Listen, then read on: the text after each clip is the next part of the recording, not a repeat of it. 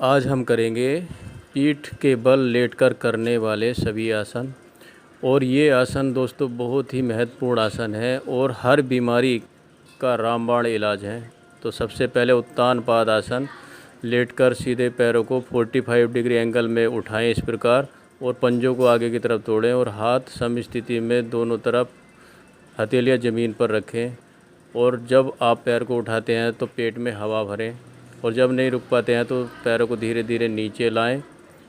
और इस अभ्यास को 2 से 3 मिनट तक 2 से 3 बार करना है, या गिनती 20 तक गिनती के तक बिगिनर्स को करना है। तो ये मैं बिगिनर्स के लिए बता रहा हूँ जल्दी जल्दी।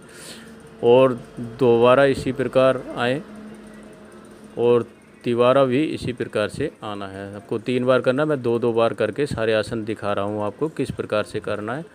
ये आसन दोस्तों आपका घुटनों के दर्द के लिए बहुत ही रामबाण आसन है, उत्तान पाद आसन। और अब नेक्स्ट आसन है मत्स्य आसन। मत्स्य आसन दोस्तों बहुत ही अच्छा आसन है। आप 1 बाय 1 पैर अपनी जंघा पर रखें क्रॉसिंग में, और इस प्रकार से अपने पैरों के अंगूठे को पकड़ के गर्दन को ऊपर की तरफ उठा करके अपनी आँखों से अपनी नाभि को देखना है। ये आसन भी बहुत ही अच्छा आसन है दोस्तों। और इस आसन को करने से बदहजमी, बवासीर, दमा, गला जुकाम, सर्वाइकल, स्लिप डिस्क, यकृत, मंदाग्नि, गठिया, फेफड़े, मासिक धर्म दोष, सफ़ेद बाल, हार्निया और कब्ज, तनाव जैसे रोगों को दूर करता है। इससे बहुत ज़्यादा बेनिफिट है दोस्तों। दोबारा फिर देख लीजिए। पेट से हवा निकालना है, जब गर्दन को, शरीर को पीछे वाले को ऊपर उठाना है और नाभि को देखना है, और इस प्रकार से हाथ से अंगूठे को पकड़ के रखना है पैरों के। और 2 से 3 बार इस आसन को प्रतिदिन करें, लाभ होगा। और 20 तक गिनती करके बिगनर्स 20 तक गिनती करके फिर हाथ को छोड़ दें और फिर पैरों को सीधा करें और थोड़ा रिलैक्स करें। पैरों को थोड़ा रिलैक्स करें, आराम से सम स्थिति में लेटे रहें और पंजों को ऊपर नीचे चलाएं, ताकि आपकी जो नसें हैं वो थोड़ा रिलैक्स हो जाएं, और जो आपकी मांसपेशियां हैं वो थोड़ा रिलैक्स हो जाएं पैर की। नेक्स्ट आसन आपका अर्ध हल आसन।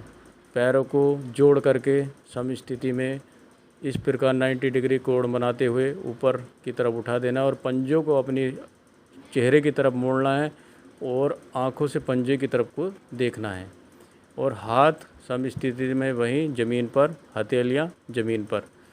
और अर्ध हलासन के बहुत ज़्यादा फ़ायदे दोस्तों। एक तो घुटने के दर्द में ये रामबाण है, दूसरा आपके जंघाओं को मजबूत करने में, और बवासीर की बीमारी में ये बहुत अच्छा आसन है।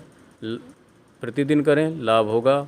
और जो इस आसन को करता है उसको ये रोग नहीं होगा। जब नीचे आते हैं तो उत्तान पाद आसन में एक बार रुकना है, फिर नीचे आराम से आप आ जाना है और सम स्थिति में लेटना। फिर से एक बार करें पैरों को उत्तान पादासन में, फिर अर्ध हलासन में 90 डिग्री का कोण बनाते हुए सीधा बिल्कुल घुटनों को टाइट रखना है, और पैरों के पंजों को अपनी तरफ धकेलना है, अपनी तरफ झुकाना है, और आँखों से पंजों को देखना है, और हाथों को सम स्थिति में इसी प्रकार वीडियो में दिखाई हुई प्रकार से रखना है, हथेलियाँ ज़मीन पर।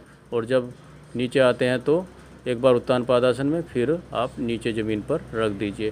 फ़ायदे मैंने आपके इसके बता दिए हैं। जिसके पेट में सर्जरी हुई हो या बवासीर खूनी हो तो वो इसको अवॉइड करें। हार्निया के रोगी इसको अवॉइड करें जिनका हार्निया का ऑपरेशन हुआ है।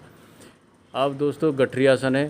बिल्कुल गठरी की तरह आपके घुटनों को फोल्ड करके सीने पर रखना है, पैरों के पंजों को आगे की तरफ धकेलना है, और ऊपर हाथ दोनों उंगलियों में ओवरलैप करते हुए इस प्रकार से घुटनों के ऊपर से गठरी की तरह बांध लेना है, और अपनी ठुड्डी घुटनों से मिलाना है, और फिर 20 तक गिनती के बाद छोड़ना है। फिर दोबारा इस आसन को करेंगे। सांस को निकालना है बाहर, और फिर ठुड्डी अपनी घुटनों से लगानी है और उसी स्थिति में रुकना है। 10 तक गिनती करना है जो बिगिनर्स हैं। और इस आसन के बहुत सारे लाभ हैं। एक तो आपकी बदहजमी, कब्ज और आपके घुटनों का दर्द, पीठ का दर्द इससे दूर होता है, और कई बीमारी जो इंटरनल ऑर्गन्स की हैं वो दूर होती हैं, और आपकी आंतों की सफाई होती है। फिर आप आराम से स्थिति में आ जाएं और पैरों को थोड़ा खोल के स्वासन में आराम करें। फिर अगला आसन पवन मुक्त आसन। आप राइट पैर को लेकर के जाएं, अपने हाथों से पकड़ें और नाक को अपनी उठा करके, सर को उठा करके नाक को अंगूठे से, पैर के अंगूठे से टच करें। दूसरे पैर को इसी प्रकार आप ऊपर ले जाएं, घुटने को फोल्ड करते हुए पंजे को पकड़ें और सर को उठाएं और नाक को अपने पैर के अंगूठे से टच करके इसी प्रकार रुकें, 10 तक गिनती करें और जब नहीं रुक सकते हैं तो पैर को छोड़ करके आराम से रख दें। फिर एक बार और देखें इसी अभ्यास को। दाहिने पैर को ले जाएं, हाथ से पकड़ें और नाक पर लगाएं। दोस्तों ये पवन मुक्त नाम ही है, तो जितनी भी आपकी वायु है अंदर, गंदी वायु है, वो सब बाहर हो जाती है और अपच की समस्याएं दूर हो जाती हैं, भोजन पचने लगता है, आंतें साफ़ हो जाती हैं और आपकी पीठ के दर्द में भी इसमें आराम मिलता है और जंघाएं मजबूत होती हैं, घुटने मजबूत होते हैं। और आप आराम से स्वासन में इस प्रकार पैर को लेट करके हिलाएं ताकि आपकी मांसपेशियां जो अकड़ गई हैं, जकड़ गई हैं, वो रिलैक्स हो जाएंगी। रिलैक्स होने के लिए भी इस आसन को किया जाता है। अब दोनों पैरों से आप पवन मुक्तासन करें एक ही साथ। ये पार्ट 2 है पवन मुक्तासन का। इसको करने से आपके जो इंटरनल ऑर्गन्स हैं पूरे मजबूत होते हैं, उनकी मालिश होती है। इंस्टाइन, स्मॉल इंस्टाइन और लॉन्ग, मतलब बड़ी आंत और छोटी आंत, इसकी सफाई होती है और जंघाएं मजबूत होती हैं। निचला हिस्सा, कमर के नीचे का हिस्सा मजबूत होता है और जो आपकी यौन शक्ति वो भी बढ़ती है और आपकी समस्त बीमारियों का रामबाण इलाज है ये। अगर पेट सही है तो सब कुछ सही है। और आराम से स्थिति में आ जाएं। फिर आप दूसरा आसन नेक्स्ट, आप सर्वांग आसन, नाम से ही विदित है तो दोस्तों सारे अंगों का आसन है ये। सर्वांग आसन को करने के से आपके सफ़ेद बाल नहीं होंगे जल्दी से और अजीर्ण, बदहजमी, जुकाम, तिल्ली, पीलिया, तनाव, मंदाग्नि, कुष्ठ रोग इससे दूर होते हैं और बवासीर, अनिद्रा, गैस, नेत्र रोग, वीर्य दोष, सूजन, यकृत, गला, खांसी, कृमि, गर्भाशय दोष और फेफड़े, गठिया आदि रोग में भी ये बड़ा कारगर है। और पीछे आप हलासन में जाएं, जितना आप पैरों को ले जा सकते हैं ज़मीन से टच करने की कोशिश करें, नहीं होता है तो उसी स्थिति में रुकें। ये बिगनर्स के लिए मैं बता रहा हूँ, आप इसी स्थिति में रुकें और जो नीचे जा सकते हैं नीचे भी जाएं, दोनों के लिए मैंने बता दिया है। और हल आसन भी आपकी किडनी और लीवर और फेफड़े के लिए बहुत ही रामबाण आसन है और इससे आँख, नाक, कान, गले और बाल स्वस्थ बनते हैं, दोनों ही सर्वांगासन और हलासन से, और बवासीर की समस्याएं दूर हो जाती हैं। और कर्ण पीड़ासन जो आप देख रहे हैं, कान के पास घुटनों को रखना है और कान की जितनी पीड़ाएं दूर होंगी। और जब नहीं रुक सकते हैं तो आप अर्ध हलासन में आएँ, पहले एकदम से नीचे नहीं आना है और फिर धीरे धीरे आपको नीचे आना है, पैरों को नीचे लाना है और सम स्थिति में आप लेट जाएं। और अगर आपको थकावट होती है तो यहाँ पर स्वासन बना लें, आपके पैरों को थोड़ा खोल करके उसमें जो पहले बताया हुआ है स्वासन, उसमें आराम करें, विश्राम करें। इस प्रकार से स्वासन फिर देख लीजिए एक बार।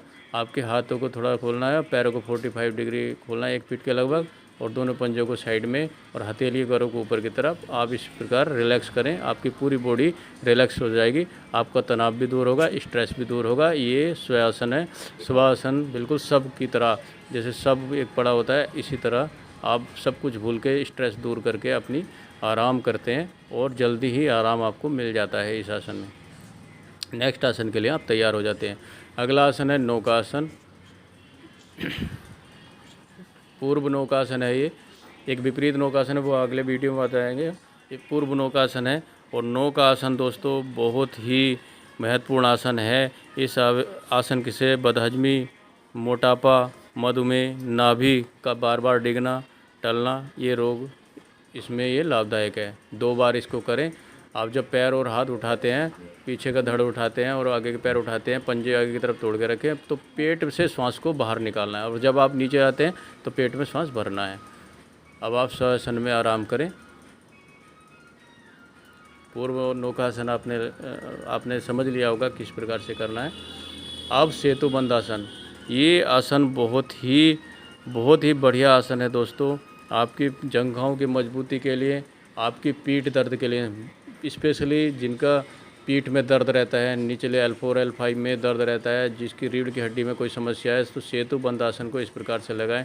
आपके पैरों को मोड़ करके पीछे लाएं और इस प्रकार नितंब के पास एड़ियों को रखें दोनों तरफ, दोनों पैरों की, और हाथ से दोनों पैरों के टखने को पकड़ें और पीठ को ऊपर की तरफ तान दें और आपके आँखों से पेट की तरफ देखें, नाभि की तरफ, और जितना हो सकता है आप पीठ वाले हिस्से को ऊपर की तरफ तानें और 20 तक गिनती करें, फिर नीचे आ जाएं और अपने पैरों को धीरे से रिलैक्स कर दें।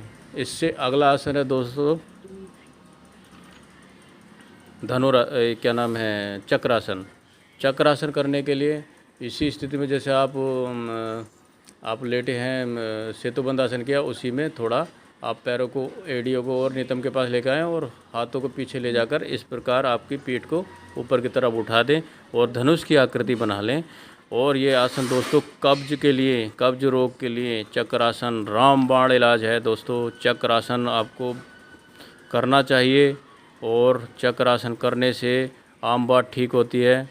और आम बात आप समझ रहे हैं कितना महत्वपूर्ण ये आसन है, और इस आसन को करने से पूरे शरीर में आपके पूरे शरीर में स्ट्रेंथ बनती है, ताकत बनती है, आपके पेट की समस्याएं दूर होती है, आपकी पीठ कमर की समस्याएं, जंघाओं की समस्याएं, हाथ के कंधों की समस्याएं, जोड़ों की समस्याएं, ये सब दूर होती हैं दोस्तों।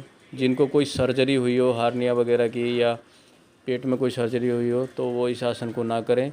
चक्रासन करने का तरीका हमने बता दिया। जब आप ऊपर जाएंगे तो पेट में हवा निकाल देंगे, पेट की हवा बाहर निकाल देंगे, तो आप आसानी से ऊपर जा सकते हैं। और स्थिर होकर रुकना, फिर आकर के स्व आसन में आपको आराम करने के लिए लेट जाना है। इस आसन के बाद थोड़ा रिलैक्स करना है अपने आप को स्वासन में, और आपको कुछ नहीं सोचना है, केवल आपको एक यौगिक श्वसन करना है आराम से। उसके बाद आप नेक्स्ट आसन के लिए तैयार हो जाएं। ये दोस्तों मैं ये आसन आपको बता रहा हूँ आपकी पीठ दर्द के लिए, और आपकी जो साइटिका के लिए, और आपके जो पैरों की नस खिंच जाती हैं उसके लिए। ये केकड़ा आसन बहुत ही महत्वपूर्ण आसन है, जो कि मेरे द्वारा इजाद किया हुआ और अपनाया हुआ है। तो ये आसन आपको कहीं नहीं मिलेगा। ये आसन सिर्फ़ और सिर्फ मैं लगाता हूँ, और ये आपको पहली बार ही शायद मैं बता रहा हूँगा। आप सर्च कर लेना, ये शायद ना भी आपको मिले कहीं। तो केकड़ासन लगाने के लिए आप अपने पैरों को हाथ जैसे प्रणाम आसन में लाते हैं उस प्रकार से लाके दोनों हाथों को पैरों को नीचे से निकाल करके आपकी जो सर है उसको पैरों के बीच दिखाई दे रहा होगा मेरा सर, उसको लाने की कोशिश करना है। तो आपका ये आसन लगता है केकड़ा आसन। और आप 20 तक गिनती करके इस आसन को कीजिए, फिर आराम कीजिए दोस्तों। इस पैर को नीचे लाइएगा और रिलैक्स कीजिएगा। ये आसन बहुत ही महत्वपूर्ण आसन है दोस्तों। इस आसन को करने से बहुत ही लाभ मिलते हैं। और दूसरा आसन है आपका